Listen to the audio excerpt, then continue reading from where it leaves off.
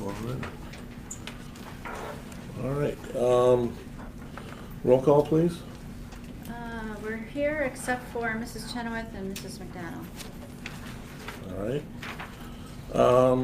The approval of agenda, we've got a couple of items to modify.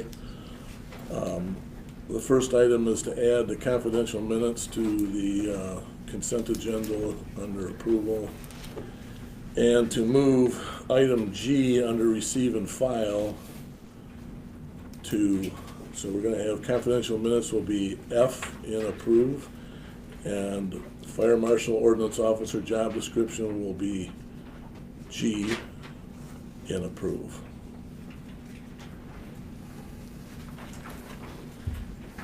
And that's it, isn't it? Yes. Yep. Okay, so, I would move to pass the consent agenda as adjusted. Support? okay, moved and supported. Vote, please. Mr. Howe? Yes. Yes. Yes. Yes. Yes. Is that to approve the agenda as amended? Yes. Yes. Oh, I said adjusted, I'm sorry, amended, sorry, wrong word. That wasn't to approve the consent agenda? No. Okay. Oh, Oh, geez, now you got me goofed up. I did that last time, so. Bob's here, I gotta do something. Gotta stand. No, you do it very well. Okay, next item is consent agenda approval, and this is where the amendments have occurred, so, motion to approve? I would move to approve the consent agenda as amended. support. Moved and supported, vote please. Mrs. Cooper? Yes. Yes. Yes. Yes. Yes. All right, announcements and information inquiry. There's a 2019 siren test calendar, which is, you guys don't all have it, but what happens is once a month, usually on Saturdays at 1 o'clock, there's a siren that goes off. The interesting part is that due to Severe Weather Awareness Week, April 6th, the siren is canceled. So, yeah, Canceled why?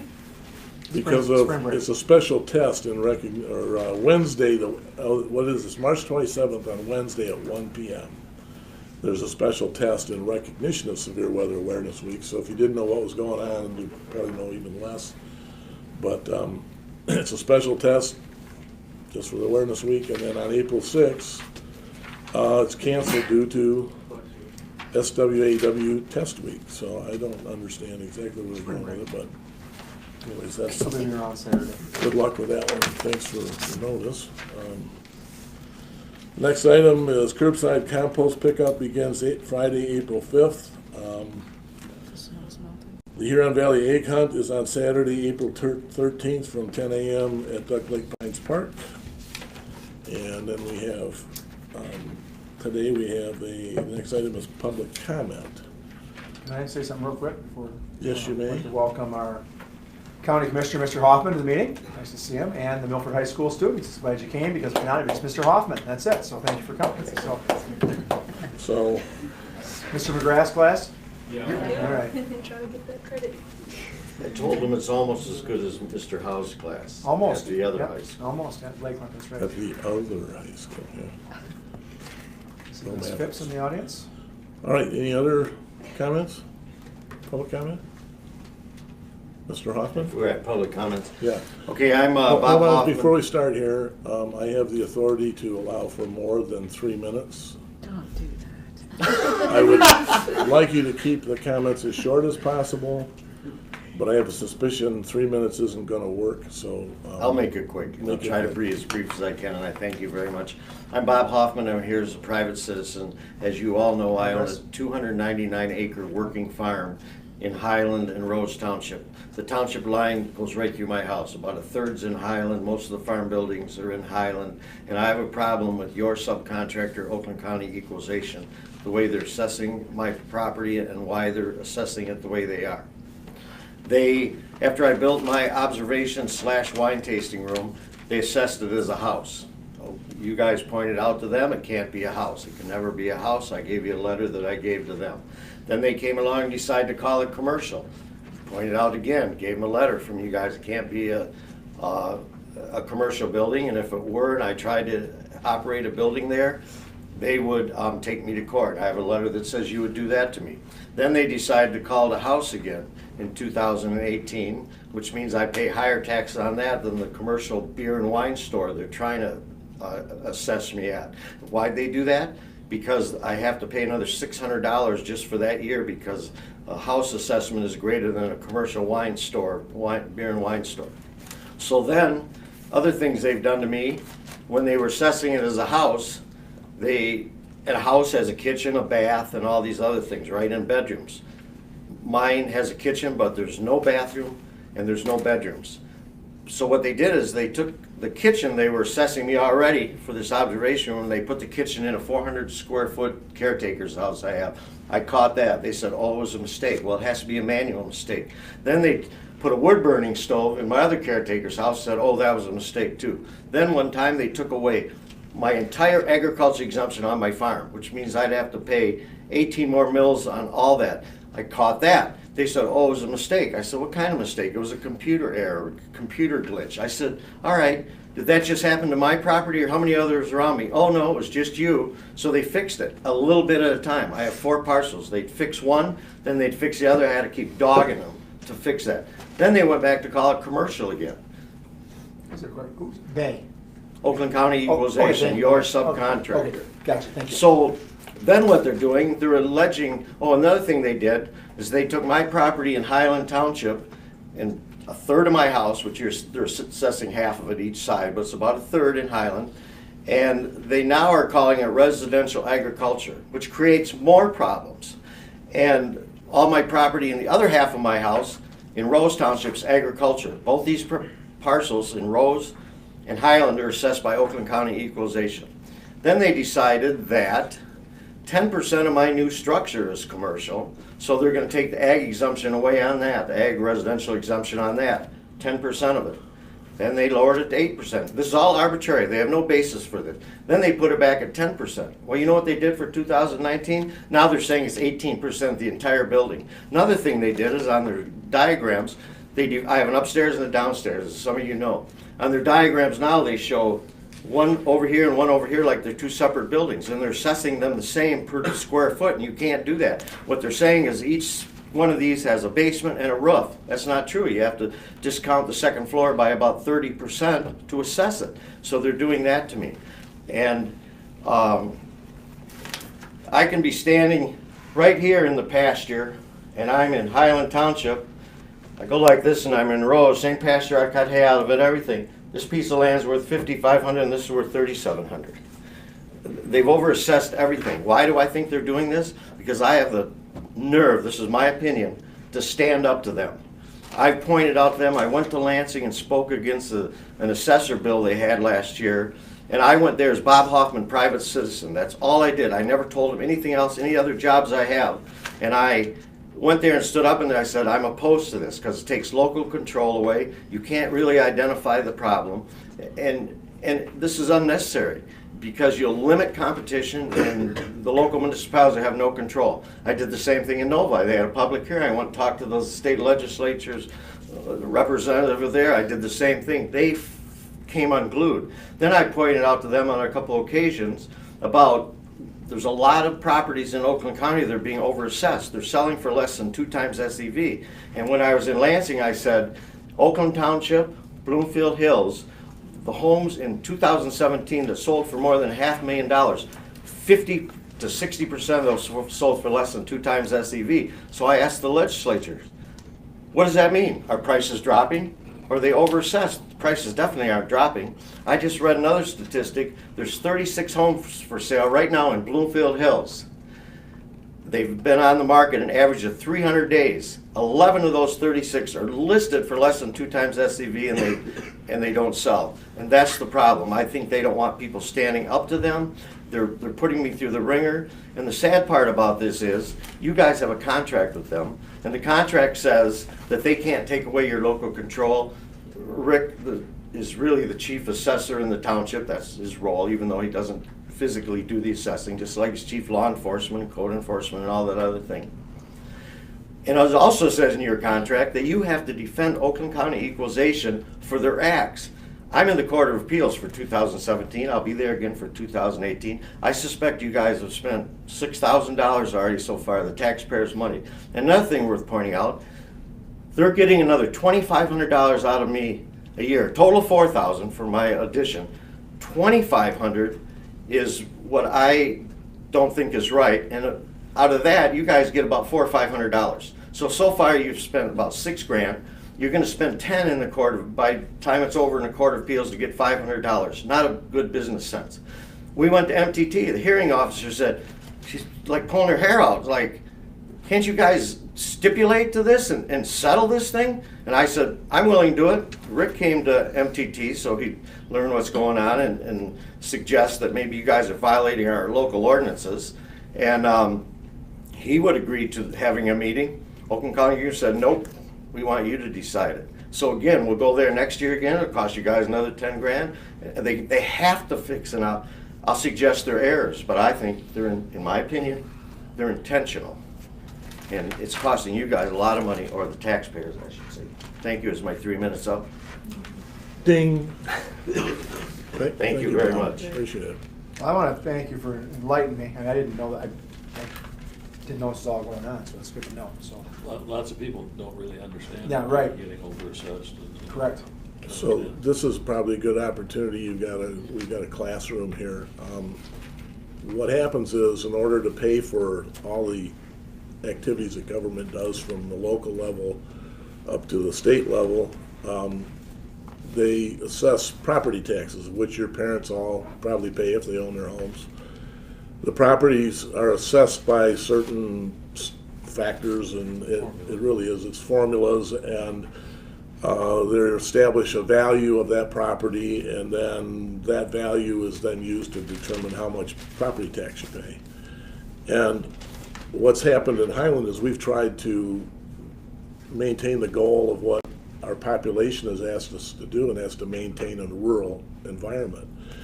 And what happens when you have excessive taxes on agricultural property or large lots that you want to, it has a tendency to make the owners determine that they can't afford it anymore, and they sell and subdivide.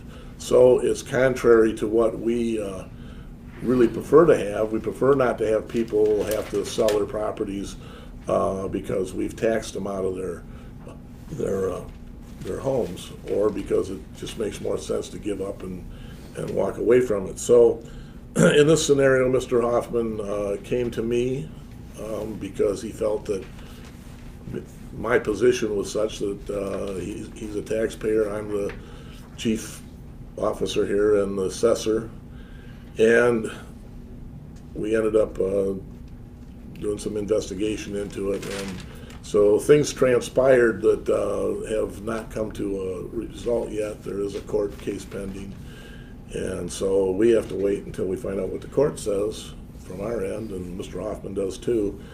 But one of the things that came out of this was that, and this is what is important for you young people to understand, when things aren't right, you stand up for your rights.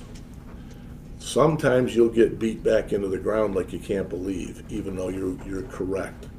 And it's a lot easier to just follow the rest of the path or the sheep than it is to buck the system. But in reality, for example, in this case, if Mr. Hoffman's appeal, if he should win, he has actually basically changed the law. And so this opens up an opportunity for other townships and other communities to be able to look at how their assessors assess their properties. And one of the things that Mr. Hoffman's alluding to is that we basically have laws and ordinances that wouldn't allow Mr. Hoffman to do things in an illegal way, and our assessors have said that they don't have to follow them. And that's where the problem comes out that Mr. Hoffman has, is that he's being impeded on by having to pay additional dollars, and some people say, well, the guy's got a big piece of property and a really nice house and he can afford it. That's not the point. The point's the principle. And the principle is that we shouldn't make judgments about people's ability to pay. We should make judgments based on what rule and law is. And if the law's not being followed or the law is being impeded upon, we need to change it. Or at least stand up to it and find how we can correct the pattern. So it's, there's things that happen that, you come to your township supervisor and say, what can you help me with? Well, sometimes I can, sometimes I can't, and sometimes I do, and I get in trouble. So I'm willing to, sometimes more often than not, I will take the course of let's get to the bottom of it, as opposed to, let's leave it alone. So as a learning lesson, if you think you're right and you can prove you're right, then prove it. Because you're going to make a pathway for other people that's going to be a lot easier to follow, and you may very well correct some serious wrongs. So there's a lot of money in taxes, and Highland Township's in very good financial shape. Maybe some other communities aren't, so they're looking to maximize value, and so it's the value we have in our community that our taxes are based upon. We're constantly told that you want to make sure you maintain the highest values possible. Well, that's a two-sided spear. If you maintain the highest values possible, you also pay the highest taxes possible, because it's based on value. So think about that in the future. Maybe some of you could start looking at how can we change that system. How can we not depend on property taxes? Maybe there's another way to eliminate this, because Mr. Hoffman's a large property owner. He pays a lion's share more share than others, and people are out there that have no property and they pay no property taxes, so they're not contributing in the same fashion. So there's inequity in tax, but there are ways that you can have taxes are more equitable. So think about that, and maybe some of you could be out there and find that change. So talk to your government professor and talk about equity in tax and maybe ways to do that. So Thank you very much. Rick's lesson tonight, so hopefully, do any of you have questions about that? It's public comment right now, so. Yes, sir. This may be a ridiculous question, but would his court case be considered civil or criminal? Civil. Because technically, I didn't necessarily know if it would involve directly the definitely government. not- It's I not don't think necessarily. It's not really even a civil case, is it, Gary? Could be considered civil. Civil. Okay. It's based on a personal Definitely not Okay. criminal. issue. It's versus not, I was wondering if it would be classified differently, because technically government is involved when rather just, I don't know, I was off base, sorry. There's two sides to it. There's civil case and there's criminal. The criminal is generally generated when somebody breaks a law, and the law is punishable by some type of, quote, action. It usually is handled through the sheriff and our prosecuting attorney. Then there's a civil side of things where it's an issue between two individuals or property owners, and it's not a criminal case, it's just misunderstandings, and then you would go to court to try and have a judge say how to fix the scenario. So this is kind of that. It's the same type of thing. We, being represented by our subcontractor that Mr. Hoffman's talking about, are not in congruence with Mr. Hoffman. And Mr. Hoffman's complaining that he has some issues that he feels we are not addressing properly. And so he has asked to correct that, and part of the process is there's a formula for doing that. That's called, you take it to the tax tribunal, and you let somebody else decide that. Well, our subcontractor is still involved in that, so this particular scenario, I'll tell you why you have to be careful with things in my position.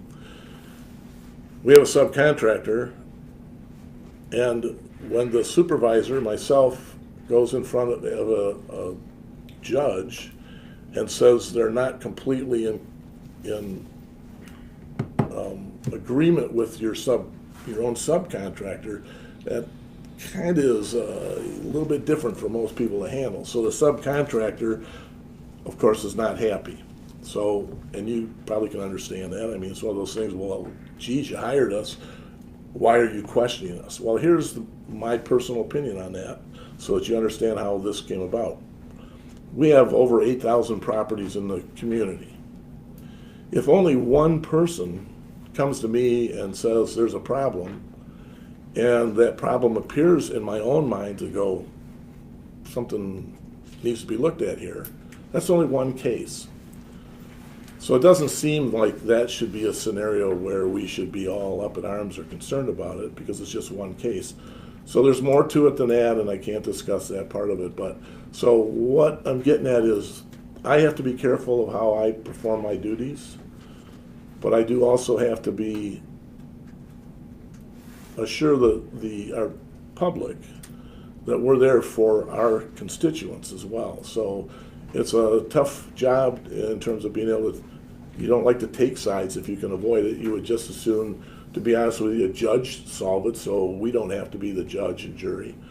And so in this case, I've got my fingers crossed, a judge comes through and says whatever is the right thing, so that we can put an end to this, and then the township doesn't pay $6,000 to $10,000 for $500 in income. That's where these things happen. So that's what Mr. Hoffman's statement is about. He's not happy. He's trying every avenue he can, and he's appealing to our board so that our whole board understands his position, and that we then, if things come back to us, then our board's more aware and enlightened with that. So, Any other public comment, or are we done? so that's all I've got to say. Anybody have any other comments? Joe, you have anything No, to I say? just, so we can resume the meeting. All right. So I took the public comment and ran with it. So thank you for coming, and, think about those, ask some of those questions. You can make a change by just thinking differently and looking differently as you move forward. So next item, new business. This is an introduction to a request from changing a parcel from ARR, agricultural and rural residential, to R 1.5 single-family residential. And the applicant is Charles Burt. Property owner is Huron Valley School District. Property is vacant. It's on Harvey Lake Road north of Wardlow.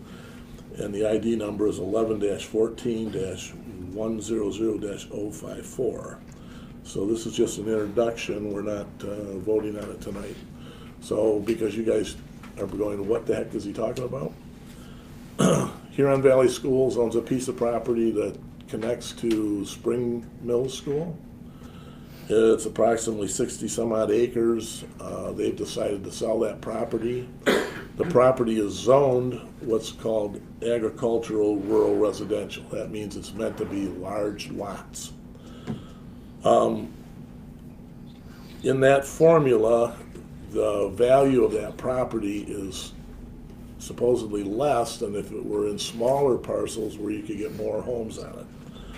So when we put it up for sale, when the school put it up for sale, the request was to reduce it to 1.5 acre parcel, so it'd be more like a subdivision, and for single families. So the school is selling the property, a person is purchasing the property, and there is a contingency, most likely, that if this doesn't pass, then the sale's dead and the applicant moves on. But this is a way that Huron Valley School is hopefully going to be able to get some additional revenue to make your lives in school better and to keep our schools in better shape. So, anything else I need to do in the introduction, Gary? I provided you folks with a suggestion to change section 3 of the ordinance. So if you move to introduce the ordinance, do that with the township attorney's recommended language for the effective date of section 3. And I can read that into your record if you want. But So that's a motion, we make a motion to, introduce the ordinance okay? with section 3 changed as recommended by the township attorney. Okay, That would be that's, sufficient. I'll make that motion. Support. Then I can bore you with why, but Well, let's get to why. We got some why ears here, so. your current section 3 says the ordinance is effective on the 8th day after publication. This is a zoning ordinance, and our zoning ordinances have to comply with the Michigan zoning statute. And more than 10 years ago, the legislature changed that statute to recognize that any zoning ordinance that's passed is subject to a right of referendum. In other words, someone that doesn't like what you pass can turn in a notice to Tammy as the township clerk saying they intend to circulate a petition asking for a referendum vote on that subject. And if they turn that kind of a petition in and with enough signatures within 30 days, then a actual election vote on the ordinance and whether it will be effective or not has to be held. In a really long section of this zoning statute I mentioned, they go on to say that if somebody tells Tammy they intend to circulate a petition, and if petition with enough signatures turned in, it defers the effective date. I want your ordinance to conform to those contingent effective date provisions, and that's what the language I provided would do. Okay. Got that? That works. There will not be a quiz. Oh, come on. Okay, so we had a motion and you I support it. supported. Any other discussion on that? All right, vote please. I vote yes. Yes. Yes. Yes. Yes.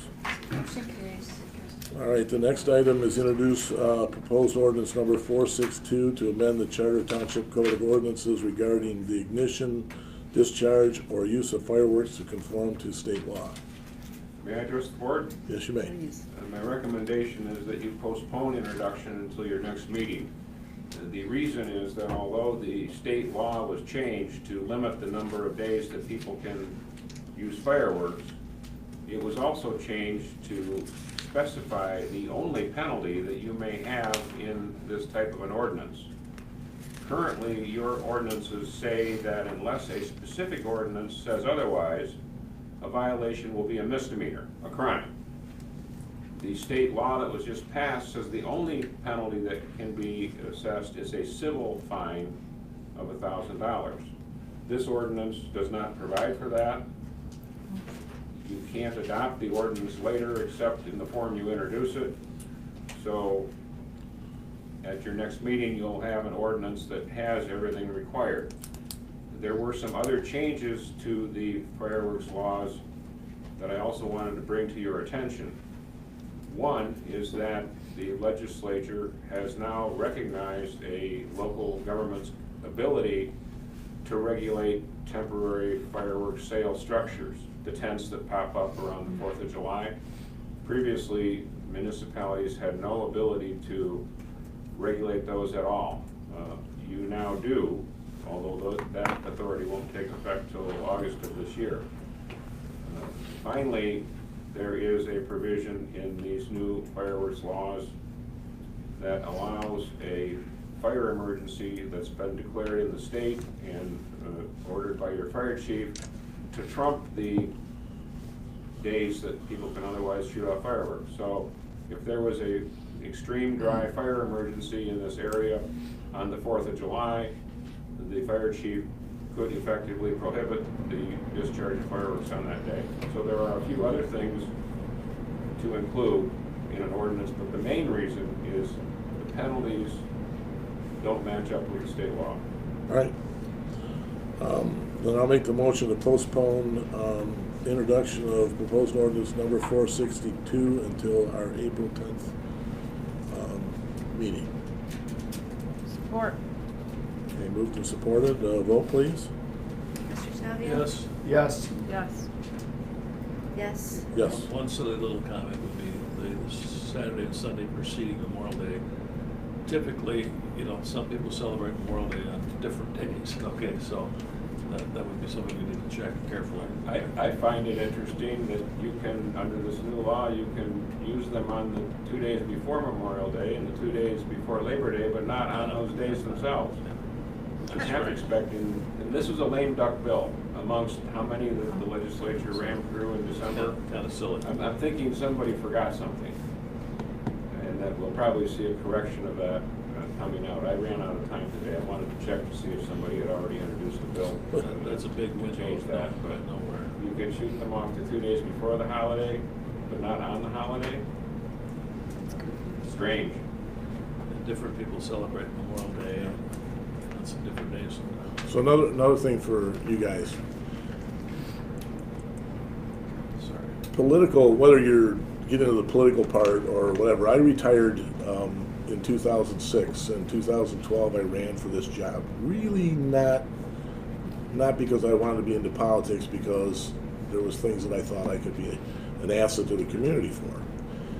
These jobs have an incredible amount of interesting things that you run into, and they're like no other job that you could ever have. And so if anybody's really interested in challenging jobs and avenues for your future life, this is a challenging one, and it's really interesting, and don't let it scare you away. If you think that it's something you can do for the community, run, because it is interesting, very interesting, and sometimes very aggravating, but I'll tell you, there's so much to learn from it.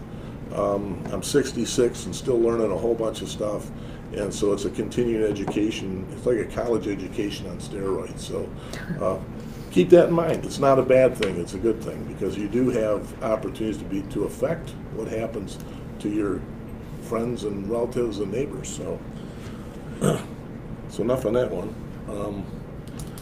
Next item is Resolution 19-06 to issue tax exempt bonds. So these are, in our past election, we authorized the fire department to build some new fire halls through an additional millage. And in order to build those fire halls, you have to have a way to pay for it. So the millage is an additional sum of money that's paid on your property taxes, the thing that Mr. Hoffman's talking about. So that additional money is a revenue stream that comes into the township, which is then to be used to build the fire halls. Well, the revenue is collected for a period of years. So if you needed $8 million to build the fire halls, you can't collect the whole $8 million in 1 year, so you collect enough money to pay the finance charges on that. So it's like going and buying a car. Unless you saved up all the money for the car, you're going to get a loan. So the loan is the bond. So the bond is levied, the township becomes responsible for paying making sure that we take the tax dollars and pay that bill. So this is at this time, this is a notice of intent to issue bonds by the Charter Township of Highland, Michigan. So I'll read to you the exact, the main part of this. It says, notice is hereby given that the Charter Township of Highland, Oakland County, Michigan, the township intends to issue limited tax general obligation bonds in one or more series in the aggregate principal amount not to exceed $8 million for the purpose of defraying all or part of the cost of acquiring construction and or improving buildings, facilities, sites, vehicles, and equipment for the fire department. The bonds will bear interest from their date at a rate or rates to be determined upon the sale thereof, but in no event to exceed such rates as may be permitted by law. The bonds will be issued under and pursuant to the provisions of Act Number 34, Public Acts of Michigan, 2001, as amended, and the full faith and credit of the township will be pledged to pay the principal of and the interest on the bonds as the same shall become due. The township will be obligated as the first budget obligation to advance monies from its general funds or to levy ad valorem taxes on all taxable property within its corporate boundaries to pay the principal of and interest on the bonds as the same shall become due, provided, however, that the amount of taxes necessary to pay the principal of and the interest on the bonds together with the taxes levied for the same year shall not exceed the limit authorized by law. Now, the attorney on the last thing we talked about a right to petition a referendum. Included in this is notice is given by the order of the township board to and for the benefit of the electors of the township in order to inform them of their right to petition for a referendum upon the question of the issuance of the aforesaid bonds. So this kind of ties together a few different pieces. So fire department says we need to have new facilities because of issues that exist. Township board says that seems like a good idea. How are we gonna pay for them? We have an election that says we're going to levy some taxes against the taxpayers. The taxpayers resoundingly, almost 70%, said they were in favor of paying more taxes to make sure they had the best in the fire department. So now we've got the taxes levied, we know the revenue, we already received some of the revenue from it. Was it 800,000 or something? Right around there, yeah. So, more learning part on this, that 800,000 that we've already received can be used upfront to reduce the amount of required borrowing. So if we ask for 8 million, then we can take the 800,000 and reduce that to 7,200,000, so you're only paying interest on that amount. So that's kind of somehow the financial works. So on that note, I guess what we need to do is move to approve, I would make a, adopt the resolution. I would move to adopt resolution 19-06 to issue tax exempt bonds. Support. Okay, Joe. Moved and supported. Vote please. Mr. Howe? Yes. Yes. Yes. Yes. Yes. Motion carries. So what the township board just said, we are willing to take the responsibility that this will go off in the correct manner, and that if things go awry, we will take the full responsibility to see that those debts are paid to the bond holders. So those bond holders could be your families, it could be corporations. So there are people that invest in community investments, which would be these fire departments, by buying a bond to help pay for it. All right, so that's the most complicated thing we did tonight. So, the next item is to consider gravel and limestone road construction participation agreement. And each year, for the past couple of years, we have participated in, we're not required to by law to do anything with the roads in Highland because they're actually owned by the county.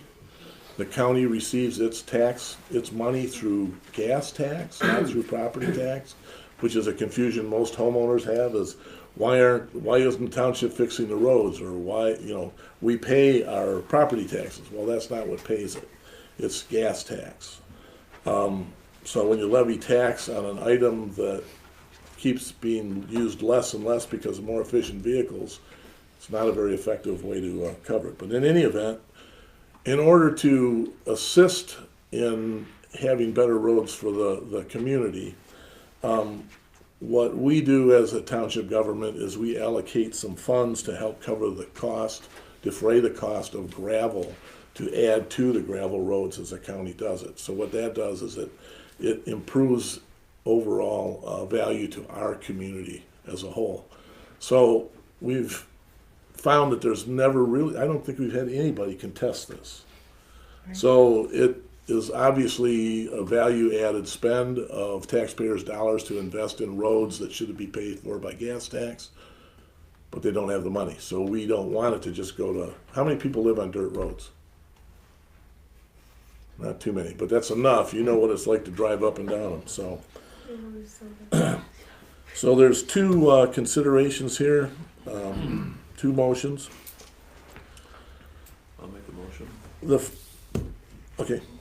Motion to amend the budget in the amount of $39,613 to account 201-290-000-953-000 tri-party program for the 2019 gravel and limestone program with RCOC.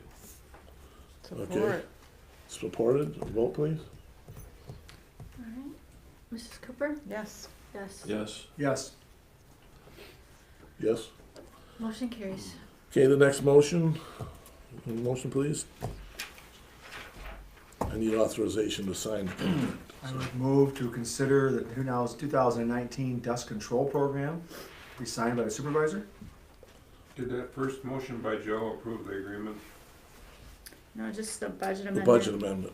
Should we approve the agreement That first? second motion on because the gravel agreement is separate from the dust control. Yes.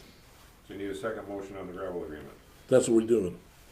Right, well, That's what Brian Brian's. just said dust. Oh, I'm sorry, Brian, this is for the gravel. I just woke up, I'm sorry, what? Been a long day. Here, read the bottom of this page here. This will help you. Which one? Number Okay, two. I'd like to consider a motion to authorize supervisor to sign the RCOC cost participation agreement for the 2019 gravel road program project number 54882. There we go. That's the one. Support. Okay, moved and supported. Vote please. I vote yes. Yes? Yes. Yes. Yes. Motion carries. And here's how it gets confusing. You have two recommendations. One is gravel, the other one's dust control. So we participated in this for as long as I've been on supervisor.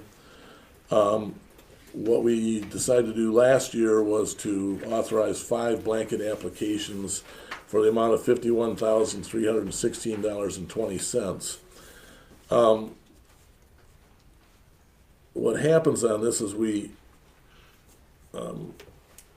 tend not to get the information when we need it sometimes. So I believe we did budget for this one. It was the gravel that we didn't know was going to be the cost. But so, anyways, there's 2 motions that need to be passed. One is to approve the dust control program, and the second one is to approve private road dust control. So if I could get motions on those, please. A motion to approve the Oakland County Dust Control Program for 2019 with 5 blanket applications for the amount of $51,316.20. Support. Okay, moved and supported. A vote, please. Mr. Salvia? Yes? Yes. Yes. Yes. Yes. Motion carries. Okay, second motion. I would move to approve the private road dust control reimbursement at the rate of 27 cents per lineal foot or 50% of the total private contractor bill, whichever is less. Support. Moved and supported. Vote, please. Mr. Howe? Yes. Yes. Yes. Yes? Yes. Motion carries.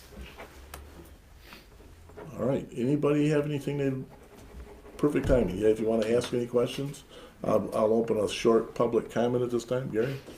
Oh, that's right, you never added the. Right. Anybody have any questions they'd like to ask any one of the people at the board here that might help you think about the future or what we do, or if you want, you can stand up there and rip on us. Go, Declan. No, thank you. This is public comment, so. I'm just saying it's a public comment for you guys if you have any questions or anything you want to say. All right, on that. I have a comment. Yes, sir. Early warning for Memorial Day. I always ask Mr. Howell for Lakeland and Milford to help out for Oh, yeah. Memorial Day. So usually it's leadership students, so if any of you are interested in helping out on Memorial Day, we appreciate the help, so. Oh, with the parade in Milford, right? Parade in Milford, yeah. All right, At the Legion Thank you. Hall. Thanks for being here tonight. Okay. Yeah, thanks for coming, and